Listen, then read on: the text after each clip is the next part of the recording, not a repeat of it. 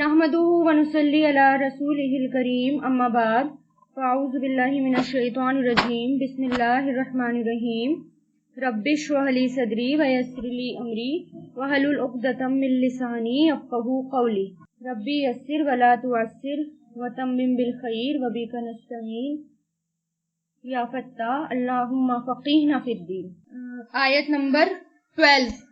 वलकुम, वा मतलब और, ला मतलब लिए, कुम तुम्हारे लिए, और तुम्हारे लिए, निस्फु निस्फ आधा है, माँ जो, तरका छोड़ा, तरका किसको कहते हैं? उसने छोड़ा, फेले माजी, तरका यतरुकू, और तरका किसे कहते हैं? जो माल छोड़ा जाए, जो उसने छोड़ा। अज़वाजुकुम तुम्हारी बीवियों ने, अब यहाँ पर शौहर और बीवी के बारे में है। अज़वाजुकुम, अज़वाज तुम्हारी बीवियों ने, जोड़े के लिए आते हैं ना अज़वाज, तो यहाँ पर बीवियों की बात हो रही है। पहले बीवियों का हिस्सा बताया गया है, या बीवियों ने जो छोड़ा है। तुम्हारी बीवियों ने, इन लम अगर नहीं, यकुन हो, लहुन्ना उनके लिए, ला मतलब लिए, हुन्ना, हुन्ना क्या होता है? हुन्ना एक इशारा होता है, और वो किसकी तरफ इशारा होता है? फीमेल की तरफ। वलदुन कोई औलाद, देखिए वलद में औलाद आती है, वलद में सिर्फ बेटा या बेटी नहीं आता, वलद में दोनों आते हैं, बेटा भी और बेटी भी, क्योंकि वलद औलाद, ठीक है, औलाद में दोनों आते हैं। क्या यहाँ पर? और तुम्हारे लिए आधा है जो छोड़ा, अज़वाजुकुम तुम्हारी बीवियों ने, इन लम अगर नहीं, यकुन है, लहुन्ना उनकी, यानी उनके लिए, यानी उनकी, वलदुन कोई औलाद, अगर औलाद नहीं है तो बीवियों ने जो कुछ छोड़ा तो मर्दों को यानी हस्बैंड को कितना मिलेगा? आधा। फाइन फिर अगर, काना है, लहुन्ना उनके लिए यानी उनकी, वलदुन कोई औलाद, फलकुम तो तुम्हारे लिए है, फा मतलब तो, ला लिए, कुम तुम्हारे लिए है, रुबुउ छठा हिस्सा, रुबु कहते हैं छठे हिस्से को, मिम्मा उसमें से जो, तरकना वो छोड़ जाए, मिन बादी बाद, वसीयतिन वसीयत के, यूसीना, देखिए तरकना जो है ना वो फीमेल का सेगा आया है यहाँ पर, तरका यतरुकू और तरकना, जब ये तरकना पूरे नून के साथ आता है ना और उसके ऊपर जबर आता है तो यानी कि वो फीमेल का है और माजी है वो, तो ये माजी है, तरका यतरुकू से ही बना है, और ये नून जबर ना जो है आखिर में माजी की पहचान है। वो छोड़ जाए, मिन बादी बाद, वसीयतिन वसीयत के, यूसीना वो वसीयत कर जाए, यूसीना यानी जो वो वसीयत कर जाए। अब ये भी यूसी, वाउ स्वाद या उसी से बना है, औसा यूसी, बिहा उसकी, औ या दैनिन कर्ज के बाद, दैनिन मतलब दैन कहते हैं कर्ज को, यानी कर्ज की अदायगी के बाद, ठीक है। अब यहाँ पर पहले क्या बता दिया? अब पहले तो औलाद के बारे में हिस्सा बता दिया गया, अब शौहर और बीवी का हिस्सा बताया गया।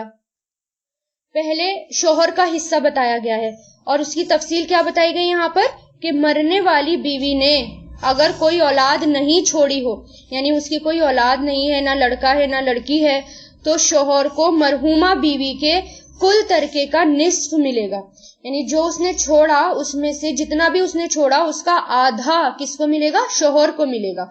और कब मिलेगा?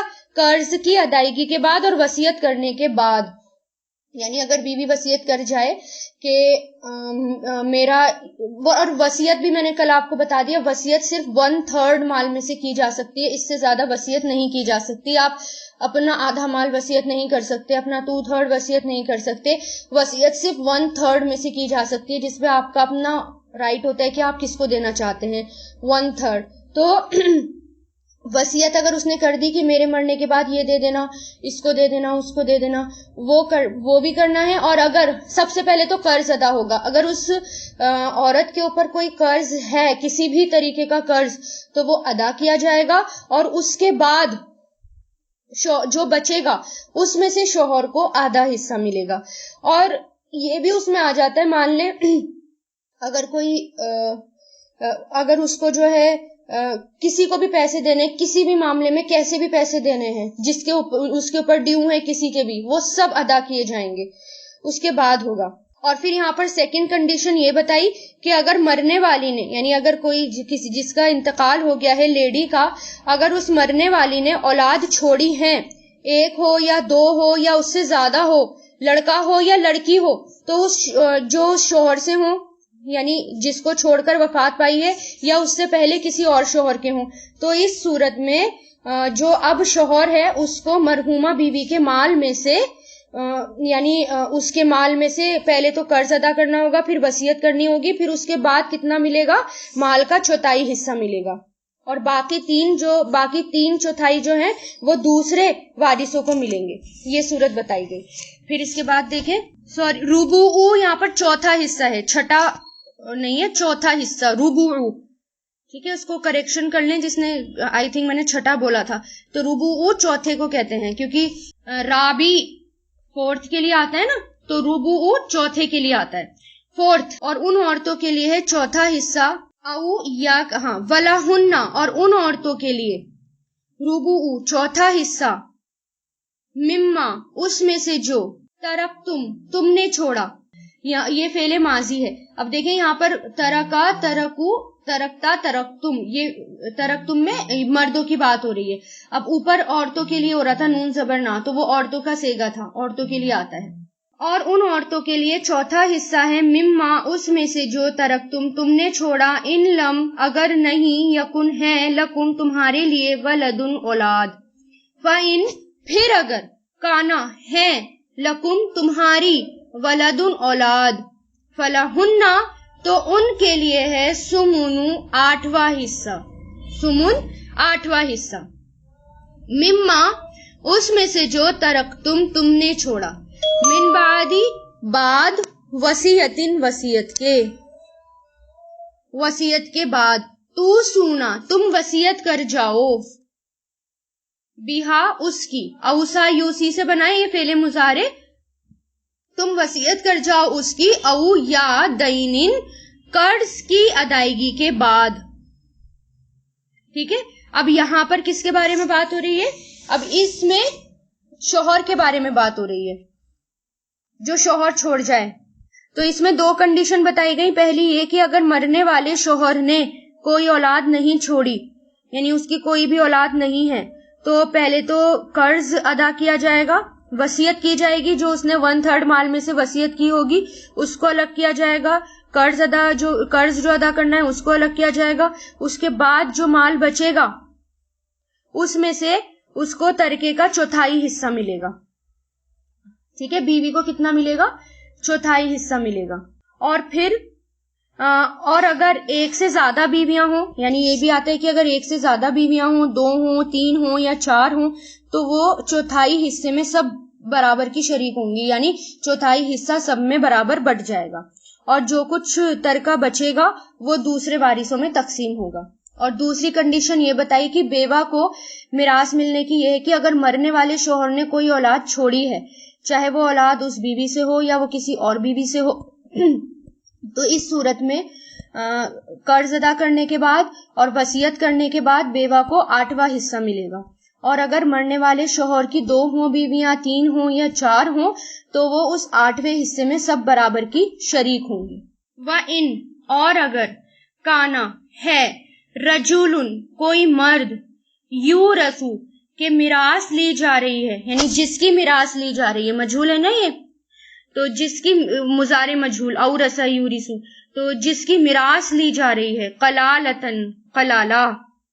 قلالہ کس کو کہتے ہیں؟ قلالہ اس کو کہتے ہیں جس کے باپ اور بیٹے نہ ہوں، بیٹا نہ ہو، مطلب اولاد نہ ہو اور باپ نہ ہو، اس کو قلالہ کہتے ہیں. اب کلالہ کے بارے میں حکم آ رہا ہے. کلالہ جو ہے مرد بھی ہو سکتا ہے، کلالہ جو ہے وہ عورت بھی ہو سکتی ہے. جس کی وراثت لی جا رہی ہے کلالہ، او امرأتن یا کوئی عورت، یعنی مرد ہو یا عورت، کوئی اگر کلالہ ہے، وَلَهُ اور اس کے لیے، اخن بھائی ہیں، یعنی اس کے بھائی بہن ہیں لیکن باپ نہیں ہے اور اس کی اولاد نہیں ہے، اور اس کے لیے اخن ایک بھائی ہے، یعنی اس کا ایک بھائی ہے اخن، او یا اختن ایک بہن ہے.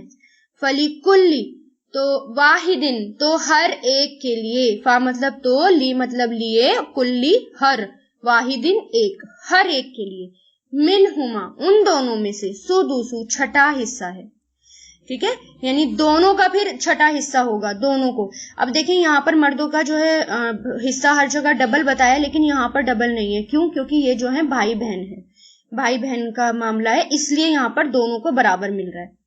फाइन फिर अगर, कानून हो वो, अक्सरू ज्यादा, मिन जालिका इससे, यानी एक या दो से ज्यादा हैं, फहुम तो वो शुरकाउ शरीक हैं, फी सुलूसी एक तिहाई में, ठीक है, एक तिहाई में फिर सब शरीक होंगे, यानी अगर एक दो से ज्यादा हैं तो भाई बहन ज्यादा हैं तो सब किस में शरीक होंगे? एक तिहाई में।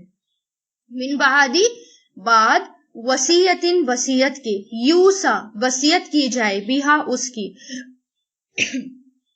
औदैनिन या कर्ज के बाद, गैरा ना के मुदारी नुकसान पहुंचाने वाला हो, दर्रा यदुर्रु से बना है ये, और मुदारी नुकसान पहुंचाने वाला फाइल है। वसीयतन वसीयत है, मिनल्लाही अल्लाह की तरफ से, वल्लाहु और अल्लाह, अलीमुन खूब जानने वाला है, हलीमुन हिकमत वाला है, ठीक है। अब यहाँ पर किसकी बात हो रही है? कलाला की बात हो रही है। अच्छा, जो पीछे आया था कि शोहर का यानी कर्ज अदा करने के बाद और वसीयत करने के बाद, उसके बाद प्रॉपर्टी में से सब डिस्ट्रीब्यूट होगा, प्रॉपर्टी में से बटेगा। इसमें एक कंडीशन और भी आती है कि अगर शोहर ने मेहर अदा नहीं किया है अपनी बीवी का, उसका इंतकाल हो गया और मेहर अदा किए बगैर ही इंतकाल हो गया, तो पहले मेहर भी अदा किया जाएगा बीवी का, यानी जितना मेहर मुकर्रर किया गया था उतना मेहर अदा किया जाएगा। उसके बाद फिर प्रॉपर्टी को डिस्ट्रीब्यूट किया जाएगा, और फिर जो बीवी को विरासत में से हिस्सा मिलेगा वो अलग से मिलेगा, यानी मेहर उसके अंदर इंक्लूड नहीं किया जाएगा कि तुम्हें मेहर भी मिल गया तो वो भी इसमें हो गया, नहीं, मेहर वो एक अलग रकम है और वो उसके ऊपर कर्ज था और वो वाजिब था, वो फर्ज था, उसको देना ही देना था। तो उसके बाद फिर जो है प्रॉपर्टी डिस्ट्रीब्यूट की जाएगी। और फिर अब यहाँ पर जो है कलाला के बारे में हुक्म आ रहा है, तो इसके अंदर जो है जिसके भाई या बहन ना, मतलब जिसका बाप ना हो और जिसके औलादे ना हो, माँ बाप ना हो, औलादे ना हो, मगर बस भाई बहन हो, तो यहाँ पर उनके बारे में बात हुई। तो इसमें पहली सूरत क्या बता दी कि अगर सिर्फ एक भाई हो या एक बहन हो, और तो वो उनमें से हर एक को छठा हिस्सा मिलेगा, और अगर इससे ज्यादा हो तो वो, यानी 2 हो, 3 हो, 4 हो, यानी इससे ज्यादा हो, तो वो सब जो है इसमें एक तिहाई हिस्से में सब बराबर के शरीक होंगे और किसी को नुकसान ना पहुंचाया जाए। अब यहाँ पर ये आयत आ गई, यानी अब वसीयत के मामले में किसी को भी ना तो किसी का हक मारा जाए ना किसी का नुकसान पहुंचाया जाए, क्योंकि ये वसीयत अल्लाह ताला की तरफ से है। हम वसीयत में कुछ भी हेर फेर नहीं कर सकते। अगर किसी ने अल्लाह ताला के बताए हुए हिस्से के अकॉर्डिंग वसीयत नहीं की, या विरासत अपनी जो आप डिस्ट्रीब्यूशन है प्रॉपर्टी का, अगर वो अल्लाह ताला के बताए हुए हिस्से के बराबर नहीं किया, उसके अकॉर्डिंग नहीं किया, तो वो इंसान चाहे जितना भी नेक हो, चाहे वो 70 साल तक इबादतें ही करता रहा हो, दिन में इबादतें और रात को भी इबादतें और रोजे रखता रहा हो, लेकिन वो सब जो है उसका जाया हो जाएगा अगर प्रॉपर्टी के मामले में हेर फेर हो गई। इसलिए, और वो भी, ये भी इख्तियार अल्लाह ताला ने किसी को नहीं दिया कि अपनी मर्जी से चूज करें कि तुम इसको ये दे दो, इसको ये दे दो, इसको ये दे दो, बल्कि खुद ये अल्लाह ताला ने मुकर्रर कर दिए हिस्से, और अल्लाह ताला ने इसका इख्तियार किसी को भी नहीं दिया कि अपनी मर्जी कोई चलाए वसीयत के मामले में। तो वो यहाँ पर ये अल्लाह ताला कह रहे हैं कि ये वसीयत अल्लाह ताला की तरफ से, और अल्लाह ताला सब कुछ जानने वाले और हिकमत वाले, यानी तुम क्या कर रहे हो और क्या नहीं कर रहे, ये सब अल्लाह ताला को पता है। तिलका ये हुदूद अल्लाही, हदें हैं अल्लाह की। हुदूद किसे कहते हैं? हदों को, बाउंड्रीज को, कि जो अल्लाह ताला ने बाउंड्रीज बना दी, बाउंड्रीज मुकर्रर कर दी। वमन और जो कोई युती इताअत करेगा अल्लाह की, व रसूलहू और उसके रसूल की, युदखिलहू वो दाखिल करेगा उसे, अदखला युदखिलू से बना है, यानी वो दाखिल करेगा उसे, الجناتی باغات میں، تجری جاری ہیں، من تحتہا اس کے نیچے سے، انہار نہریں، خالدینہ ہمیشہ رہنے والے ہیں، فیہا اس میں، وذالکا اور یہ، الفوز کامیابی ہے، العظیم بہت بڑی. یعنی اللہ تعالیٰ یہاں کیا کہہ رہے ہیں کہ یہ جو ہے اللہ تعالیٰ کی مقرر کی ہوئی حدیں ہیں، اور جو کوئی ان حدوں کو پار کرنے کی کوشش کرے گا تو وہ تو جہنم میں جائے گا ہی، لیکن جس نے اللہ اور اس کے رسول کے اکارڈنگ کام کیا یا اللہ کی مقرر کی ہوئی حدوں کے اکارڈنگ پراپرٹی کو ڈسٹریبیوٹ کیا، تو اس کے لیے سب سے بڑا فائدہ کیا ہے کہ وہ جنت میں داخل کیا جائے گا جس کے نیچے سے نہریں بہتی ہوں گی، اور وہ اس میں ہمیشہ ہمیشہ رہے گا. ومن اور جو کوئی، یاسی نافرمانی کرے گا، عصا یاسی فعل مضارع ہے یہ، جو کوئی نافرمانی کرے گا اللہ و رسولہ اور اس کے رسول کی، ویتعدی اور وہ حد سے بڑھے گا، حد سے تجاوز کرنا یعنی حد سے بڑھنا، حدوں کو پار کرنا، تو وہ بڑھے گا. یتعدی ویسے حد سے بڑھنے کے لیے آتا ہے تعدی، یتعدی اور تعدی، عین دال واو اس کے روٹ لیٹرز آتے ہیں. تو جو کوئی بڑھے گا حدودہ اس کی حدوں سے، یعنی جو کوئی پار کرے گا اس کی حدوں کو، یدخلہ وہ داخل کرے گا اسے، ادخل یدخل فعل مضارع، نارن آگ میں، خالدن ہمیشہ ہمیشہ، فیہا اس میں، وَلَهُ اور اس کے لیے، عذاب عذاب ہے، مہین رسوا کرنے والا. یعنی جس نے حدیں جو اللہ تعالیٰ نے بتا دی ان حدوں کو کراس کرا، حدوں کو پار کرا، تو ان کے لیے کیا ہے؟ رسوا کرنے والا عذاب ہے. دنیا میں بھی اس کو رسوا ملے گا عذاب رسوائی والا، اور آخرت میں بھی، کیونکہ دنیا میں تو وہ ایک اپنے آپ میں ہی ایک بڑا عذاب ہوتا ہے کہ اولادیں جب اگر صحیح ڈسٹریبیوشن نہ کیا جائے تو بعد میں اولادیں جو ہیں وہ لڑتی ہیں اور بھائی بھائی کا دشمن ہو جاتا ہے، وہ اپنے آپ میں بھی ایک رسوائی ہوتی ہے. اور پھر آخرت میں تو خیر اس کے لیے ہے ہی بڑی سزا، جیسے کہ بتا دیا گیا ہے شروع میں ہی کہ وراثت کو صحیح طریقے سے تقسیم نہ کیا جائے تو اس کے کتنے سخت عذاب ہیں، تو یہ بھی بتا دیا گیا. تو جو کوئی اللہ اور اس کے رسول کی نافرمانی کرے گا اور اللہ کی حدوں سے آگے بڑھے گا تو اس کو داخل کرے گا وہ آگ میں، ہمیشہ رہنے والا ہے اس میں، اور اس کے لیے عذاب ہے مہین رسوا کرنے والا. وآخر دعوانا ان الحمد للہ رب العالمین. سبحانک اللہم و بحمدک ونشہد ان لا الہ الا انت نستغفرک ونتوب الیک.